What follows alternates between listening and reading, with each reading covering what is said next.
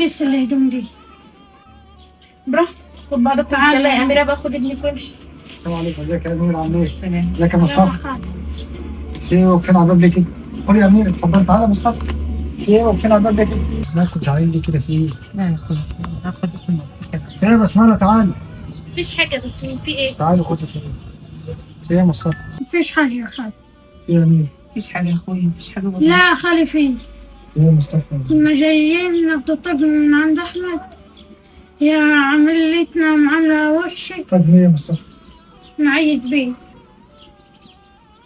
وما كنتش مش عاوز، بس هي ماما اللي جابتنا وجات. طب لما عامله وحشه ليه؟ انطقي. معلش فيك حق عجبتك عليا. الطاق؟ جابته بس اديتهولنا بطريقة وحشة جوا يا خالي. ليه كده يا بسمله؟ وبعدين انت لما تعوز حاجه ما تطلبش منها حاجه غير خير. ما تزعليش ماشي يا مني خالي. كده، انا اللي مقصر في حقك صحيح، بس كل إناء ينضح بما فيه. ادخلي جوا مشي. أنا خلاص يا أخويا مش عايزك حاجة. يا مصطفى كسي نفسك بيه. ماشي يا خالي.